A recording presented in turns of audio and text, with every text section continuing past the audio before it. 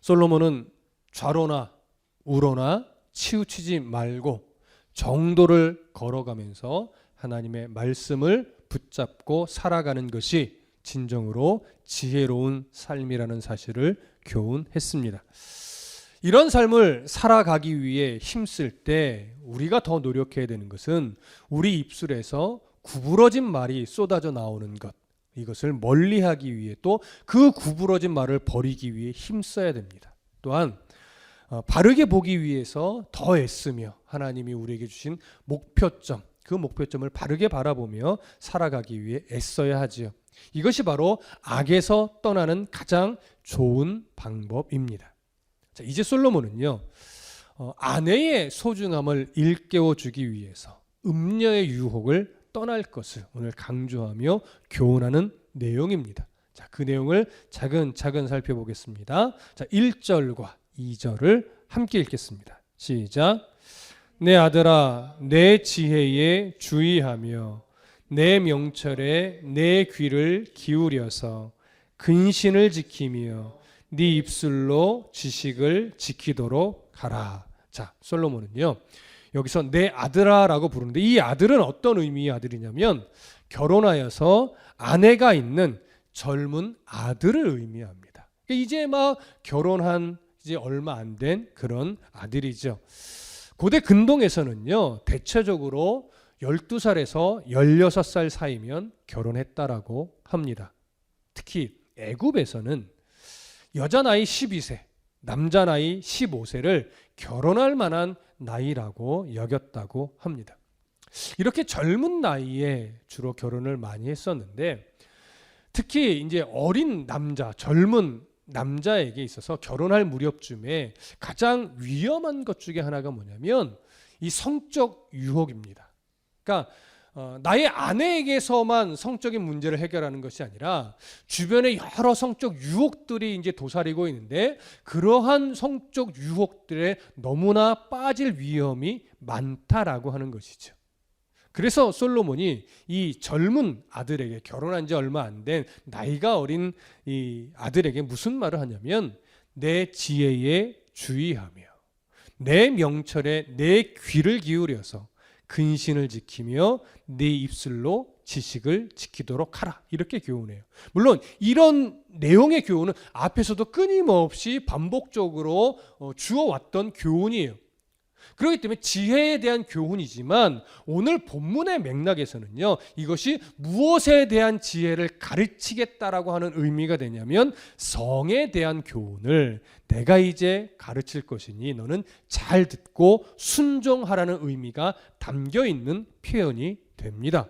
따라서 솔로몬이요, 내 지혜에 주의하며 내 명철에 내 귀를 기울이라 라고 말할 때 이는 단순하게 성에 대한 교훈을 할게 라고 하는 의미와 함께 그것만 있는 것이 아니라요, 솔로몬 자신이 성에 있어서 수없이 실패하고 넘어졌던 자기 인생의 경험을 통해서 배운 지혜와 명철을 가르친다는 의미가 됩니다. 그렇기 때문에 아들은 더 마음 깊이 솔로몬의 이 교훈을 새겨 들어야만 하는 것이죠. 그리고 솔로몬이 말한 이 근신을 지킴이라는 표현에는 하나님의 말씀으로, 그렇기 때문에 끊임없이 자신을 훈련시켜야 한다라는 의미가 담겨 있고, 네 입술로 지식을 지키도록 하라라고 하는 표현에는요, 말씀으로 자신을 훈련시켜내면서 자신의 입술에 끊임없이 하나님의 말씀을 담아내면서 순종하기 위해 노력해야 된다라고 하는 의미까지도 담겨 있습니다. 그렇기 때문에 솔로몬은요, 끊임없이 하나님의 지식으로부터 나오지 않은 말, 특히 하나님의 뜻, 하나님의 가치와 그 가치에 반하는 말, 이런 말들은 어떤 것도 입에 담지 않으려고 노력해야 한다라고 하는 것이 더 깊이 담겨 있어요. 왜냐하면 입에 담겨진 말은요, 결국 행동으로 나오기 때문에 그렇습니다.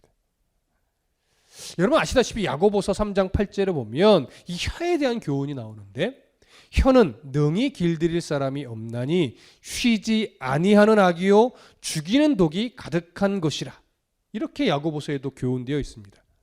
야고보는 특히 이 혀에 대해서 쉬지 아니하는 악이라고, 또 죽이는 독이 가득한 것이라고 이야기를 합니다. 무슨 의미겠습니까? 혀가 하나님 말씀으로 제어가 되지 않으면 혀는 언제나 죽이는 독을 뿜어내는 위험한 것임을 강조한 표현이에요. 그래서 하나님의 말씀으로 자신을 지속적으로 훈련시키면서 자신의 입에 끊임없이 하나님의 말씀을 담아내는 노력, 이것이 너무나 중요하다는 의미죠. 뒤에 나오는 잠언의 구절, 그러니까 잠언 15장 2절에도 보면요, 이 말에 대한 교훈이 나오는데, 지혜 있는 자의 혀는 지식을 선히 베풀고 미련한 자의 입은 미련한 것을 쏟느니라, 이렇게 되어 있어요. 그러니까 이것도 입에 담은 것이 밖으로 쏟아져 나오는데, 어떤 말을 담느냐에 따라 무엇이 나가느냐를 의미하는 그런 내용이죠. 특히 지혜 있는 자의 혀라는 표현은요, 혀가 하나님 말씀으로 인해 제어되는 모습을 강조한 거예요. 그러니까 혀가 하나님의 말씀으로 제어가 되면 자신의 생명도 보존될 뿐만 아니라 그 지식을 가지고 선히 베풀 수 있는 그런 삶을 살 수 있다는 거예요. 그러니까 이것을 보면 분명 혀는 제어될 수 있는 거예요. 근데 야고보는 앞에서 무엇을 강조했어요? 혀는 쉬지 않는 악이라고 강조했어요. 혀는요, 죽이는 독이 가득한 것이라고 강조했어요. 그래서 혀는 능히 길들일 사람이 없나니라고 표현했죠. 얼핏 보면 혀는 제어할 수 없다, 제어하기가 불가능하다, 이런 의미처럼 여겨질 수 있으나 그런 의미가 아니라요, 사람의 힘으로는 혀를 길들일 수 없다는 거예요. 그렇기 때문에 혀를 길들이기 위해서는 성령의 도움을 받아야만 한다는 거죠. 그러니까 성령의 도움을 받는다는 건 결국 뭐예요? 끊임없이 하나님의 말씀을 혀에 채우고 마음에 채우고 성령의 인도하심을 구하며 나아갈 때 결국 그 은혜로 말미암아 혀가 제어된다는 거죠. 그러니 말씀으로 제어되지 않은, 말씀으로 길들여지지 않은 혀는 너무나 무서운 거예요. 놀라운 건요, 늘 말씀을 공부하고 설교를 하는 목회자의 입도요, 때로는 성령에 제어되지 않을 때 강단에서도 독을 뿜게 되어 있어요. 설교를 한다고는 하지만, 말씀을 준비한다고는 하지만 스스로 하나님의 마음과 뜻을 그냥 지식적으로 담는 것이 아니라 마음을 다해 순종하는 말씀으로 나를 쳐서 복종시키는 말씀으로 내 입에 담아내지 않으면요, 때로는 강단에서 설교라는 미명 아래에서도 독을 뿜는단 말이죠. 그게 얼마나 무서운 겁니까? 그러니 목회자라고 해서 혀가 잘 길들여지는 것은 아니에요. 누구이든지 어느 누구든지 끊임없이 하나님의 말씀으로 내 입을 가득 채우고 성령에 의해 혀가 제어될 수 있도록 늘 하나님의 도움을 구하는 자, 그런 자만이 혀를 제어할 수 있고 그 혀를 통해서 독이 아니라 하나님의 은혜를 나누어 갈 수 있다라고 하는 것, 여러분 우리는 늘 마음에 새겨야 할 겁니다. 이렇게 성령에 의해서 혀가 제어가 되고 길들여지면요, 어떤 상황에서도 하나님을 찬송하는 입이 돼요. 어떤 상황에서도 하나님 앞에 감사의 고백을 하는 그런 혀가 되죠. 그렇기 때문에 우리가 더 하나님의 은혜에 사로잡힌 삶을 살아내기 위해서도 우리의 혀는 말씀으로 늘 길들여져야 한다는 것, 우리 꼭 가슴에 새겨내십시다. 다시 본문으로 돌아가셔서 이제 3절부터 6절까지 함께 읽겠습니다. 시작. 대저 음녀의 입술은 꿀을 떨어뜨리며 그의 입은 기름보다 미끄러우나 나중은 쑥같이 쓰고 두 날 가진 칼같이 날카로우며 그의 발은 사지로 내려가며 그의 걸음은 스올로 나아가나니 그는 생명의 평탄한 길을 찾지 못하며 자기 길이 든든하지 못하여도 그것을 깨닫지 못하느니라. 자, 이 구절은요, 말씀으로 자신을 훈련시키면서 자신의 입에 하나님의 말씀을 계속하여 담아내는 그 순종의 삶, 그 훈련의 삶을 끊임없이 살아내야 하는 아주 근본적인 이유를 설명하는 구절입니다. 3절에서 언급된 음녀, 누구이겠습니까? 결혼의 테두리 밖에 있는 여인을 의미하죠. 그 중에서도 아들을 성적으로 유혹하는 아주 방탕한 여인들을 의미합니다.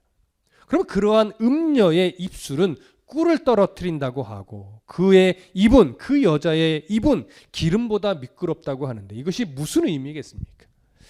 음녀의 입에서 나오는 그 미혹의 말들은요, 매우 간교하고 달콤하여서 지혜가 없는 남자들은, 하나님의 가치 기준으로 살아가지 않는 남자들은 쉽게 뿌리칠 수 없다는 것을 강조하는 거예요. 이때 음녀의 그 달콤한 미혹을 이겨내기 위해서 항상 말씀을 입에 담고 말씀으로 내 혀를 제어하며 늘 가치 기준을 바르게 잡는 훈련을 해야 되는데 그 훈련이 되지 않으면 절대 이길 수 없다는 거예요. 여러분, 성경의 인물 중에 이런 음녀의 유혹을 이겨낸 인물들이 많이 있지만 가장 대표적인 인물로 꼽으라면 우리는 당연히 요셉을 꼽을 수 있을 거예요. 창세기 39장 7절부터 9절의 내용을 보면 이렇게 기록되어 있습니다. 그 후에 그의 주인의 아내가 요셉에게 눈짓하다가 동침하기를 청하니 요셉이 거절하며 자기 주인의 아내에게 이르되 내 주인이 집안의 모든 소유를 간섭하지 아니하고 다 내 손에 위탁하였으니 이 집에는 나보다 큰 이가 없으며 주인이 아무것도 내게 금하지 아니하였어도 금한 것은 당신뿐이니 당신은 그의 아내임이라. 그런즉 내가 어찌 이 큰 악을 행하여 하나님께 죄를 지으리이까. 이렇게 되어 있죠. 결론적으로 솔로몬이 주인의 아내를 범하지 않은 궁극적인 이유가 뭐예요? 하나님 앞에서 죄를 범하지 않기 위해. 그것이 바로 음녀의 유혹을 이겨내는 가장 중요한 기준이죠. 이것이 하나님 앞에 죄가 되느냐 안 되느냐. 단순하게 도덕과 윤리의 문제가 아닙니다. 그것을 넘어서는 거죠. 나를 구원하신 그 하나님 앞에서 이것이 죄가 되느냐 안 되느냐가 바로 그 행함의 기준이 되었던 거죠. 이것 때문에 솔로몬은 음녀의 유혹을 이길 수 있었던 겁니다. 우리도 마찬가지죠. 이 세상을 살아가는 동안 음녀로 대표하여 비유됐지만 사실 우리를 미혹하고 유혹하는 요소들은 얼마든지 많습니다. 그 미혹들을 우리는 하나님의 말씀이라는 가치 기준, 하나님 앞에 죄가 되느냐 안 되느냐의 그 올바른 기준, 하나님이 기뻐하느냐 싫어하느냐 그 기준으로 바르게 분별할 때 그것을 이겨낼 수 있느냐 없느냐가 판가름 나는 거예요. 여호와의 군대 장관으로 오신 그 그리스도 앞에서, 예수 앞에서 여호수아도 나를 위하느냐 나의 대적을 위하느냐라고 하면서 기준을 자기에게 뒀었단 말이죠. 여러분, 기준이 내가 되면 내게 유익을 주고 내게 만족을 주면 덥석 잡는 게 사람이라는 거예요. 그러니까 여호수아도 얼마든지 그 실수를 할 수 있었지만 하나님은 그 기준을 여호수아가 아닌 하나님 자신으로 끌어 다시 오셨어요. 나는 하나님의 군대 장관으로 왔다. 그러니 여호수아는 자기 기준으로 옳으냐 그르냐 유익이냐 유익이 되지 않느냐를 보는 것이 아니라 군대 장관으로 오신 그 하나님의, 그 예수님의 명령이냐 아니냐, 그 하나님의 원하심이냐 원하시지 않으심이냐, 그 하나님이 기뻐하시는 거냐 기뻐하지 않는 거냐, 이것이 이제 그의 모든 앞으로의 행동의 기준이 되는 거죠. 그 우리도 마찬가지인 거예요. 내게 만족이 되냐 유익이 되냐, 제 목회에 도움이 되냐 도움이 안 되냐, 이것도 실수할 수 있는 음료의 미혹이 될 수 있어요. 모든 목회도, 모든 선교단체 사역도, 개인의 삶도, 가정에서의 삶도 언제나 믿음의 사람은 하나님이 기뻐하시느냐 기뻐하지 않느냐, 하나님이 인정하시겠느냐 인정하지 않겠느냐, 하나님 앞에 죄가 되겠느냐 죄가 되지 않겠느냐, 그것이 기준이 되어야만 합니다. 근데 우리는 연약해서 자꾸 내게 유익이 되냐 안 되냐를 자꾸 기준으로 삼으려고 하죠. 음료의 유혹은요, 언제나 그 사람에게 뭘 줄 것 같아요? 달콤함을 줄 것 같아요. 언제나 부드럽고 아름답고 즐겁고 무엇인가 막 샘솟는 것일 것처럼 미혹하는 거예요. 그런데 솔로몬은요, 그 음료의 달콤한 미혹의 결과가 뭐냐를 이야기하는데 4절은 이렇게 말합니다. 나중은 쑥같이 쓰고 두 날 가진 칼같이 날카롭다라고 얘기해요. 여기서 언급된 쑥은요, 우리나라에서 만나는 쑥과는 다른 종류의 쑥입니다. 독초로 여겨지는 쑥이에요. 우리는 쑥떡도 해먹고 참 좋은, 향기도 좋고 맛도 좋은 거지만 이 고대 근동의 쑥은요, 독초예요, 독초. 그렇기 때문에 이 독초로 여겨지는 쑥을 먹었다가는 엄청난 고통을 받게 되죠. 두 날 가진 칼은 어떤 의미겠습니까? 어느 방향에서도 살을 베어내는 그런 고통, 날카로운 칼을 의미하는 게 그런 고통을 주는. 그러니 음료의 미혹을 덥석 붙잡는 자는 처음에는 달콤하겠지만 결국은 쓴 고통, 그리고 살을 베고 찌르는 쓰라린 아픔을 겪을 수밖에 없다는 사실을 보여주는 겁니다. 그리고 그 미혹에 빠진 결과에 대해서 또 하나 이야기하는데 5절과 6절은 이렇게 이야기하죠. 그의 발은 음녀의 발을 말하는 겁니다. 음녀의 미혹이 우리에게 인도하는 길을 말하는 거예요. 그의 발은 사지로 내려가며 그의 걸음은 스올로 나아가느니 그는 생명의 평탄한 길을 찾지 못하며 자기 길이 든든하지 못하여도 그것을 깨닫지 못하느니 이렇게 이야기해요. 여기서 말하는 사지가 뭐겠습니까? 죽음을 맞이한다는 거예요. 스올은 뭐예요? 죽은 자들이 가는 초소를 의미하죠. 따라서 이 두 가지 표현, 사지, 스올 둘 다 음행의 결과로 인해 주어지는 참혹한 결과를 이야기하는 겁니다. 왜 이런 참혹한 결과가 주어지는 걸까요? 음녀의 유혹에 넘어가는 순간 그 사람의 입술에서는요, 하나님의 말씀이 사라져요. 그 인생의 걸음에는요, 하나님의 말씀이 주는 지혜가 없어져요. 그 지혜의 길에서 벗어나서 곁길로 가게 된단 말이죠. 그러니 참혹한 결과를 맞이할 수밖에 없어요. 그런데 문제는 뭐냐면 곁길로 나아갈 때 솔로몬이 이렇게 말해요. 생명의 평탄한 길을 찾지 못하며 자기 길이 든든하지 못하여도 그것을 깨닫지 못한대요. 여러분, 생명의 평탄한 길은요, 하나님의 말씀이 인도하는 가장 안전한 길이에요. 성령과 함께 동행하는 길이죠. 말씀이 우리에게 방향을 제시하고 그 방향을 따라 늘 주와 함께 행복하게 동행하는 그 길이에요. 그런데 그 길은요, 끊임없이 하나님의 말씀으로 내 입을 채우고 내 시선이 하나님의 말씀에 늘 고정되어 갈 때, 그때 곁길로 가지 않고 바른 길로 가게 되어 하지만 입술에서 말씀이 채워지지 않고 나의 시야에서 하나님의 말씀이 사라지는 그 순간 우리는 그 생명의 길에서 이탈해 버립니다. 그렇게 이탈하기 시작하면요, 다시 생명의 길을 쉽게 찾을 것 같이 착각하지만 그 길을 찾지 못해요. 더 큰 문제가 뭔지 아십니까?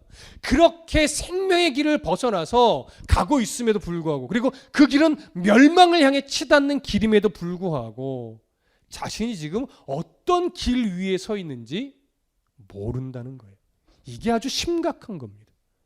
음녀의 미혹에 빠짐으로 인해서 이제는 말씀이 아니라 세상적인 것으로 가득 차서 오직 하나님의 은혜, 말씀, 하나님의 나라가 아닌 성공, 인기, 자기만족, 자기유의 이것을 위해서만 달려가고 있는데 그 길이 하나님의 나라와 점점 거리가 멀어지고 있다는 사실을 전혀 깨닫지 못한다는 얘기예요. 그래서 솔로몬은요, 그 길에서 절대 돌이킬 수 없는 것처럼 지금 강조해서 표현하는 거예요.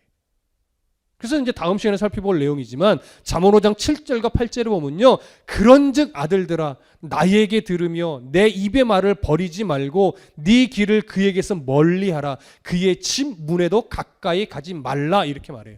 처음부터 음녀의 미혹에 빠지지 않는 것이 제일 중요하다. 이걸 강조하는 거예요. 여러분, 솔로몬이 이렇게까지 강조한 이유가 뭐겠습니까? 자신이 음녀의 미혹에 빠져보니까요, 하나님 앞으로, 그 말씀 앞으로 생명의 평탄한 길로 다시 돌아온다는 것이 너무나 힘들다는 걸 뼈저리게 알고 있기 때문에 그래요.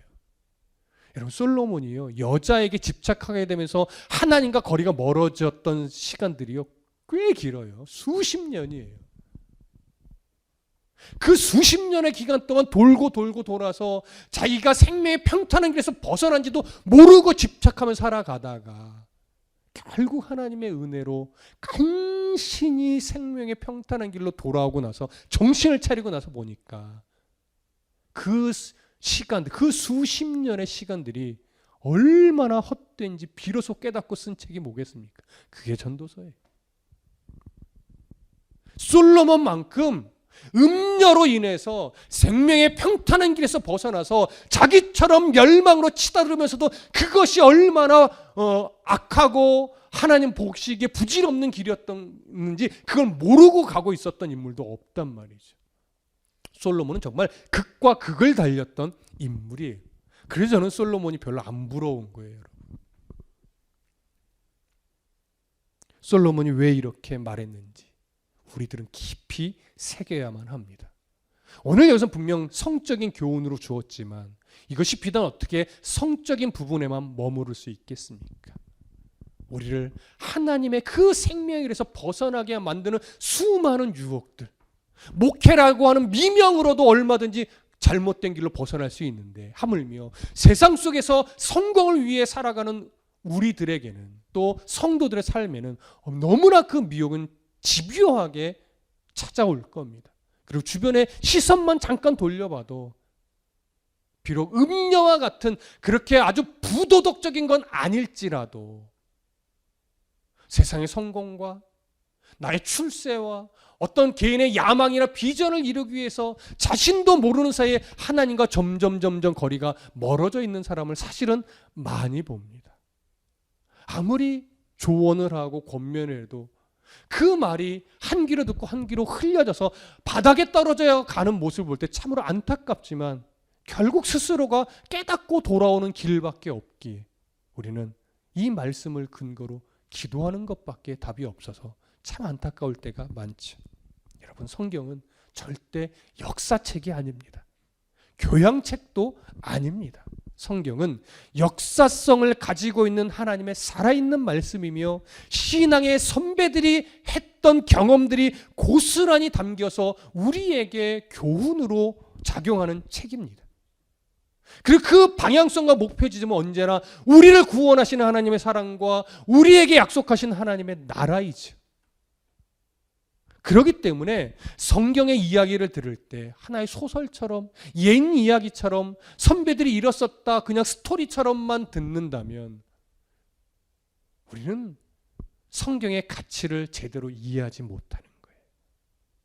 정말 그 신앙의 선배들의 경험이 성경에 기록된 하나님의 그 간절함이 정말로 나에게 주는 교훈으로 나를 쳐서 복종시켜야 될 그 생명의 교훈으로 우리가 여기며 받을 때 비로소 우리는 실수를 줄일 수 있어요. 그리고 은혜의 길에서 최대한 벗어나지 않을 수 있어요.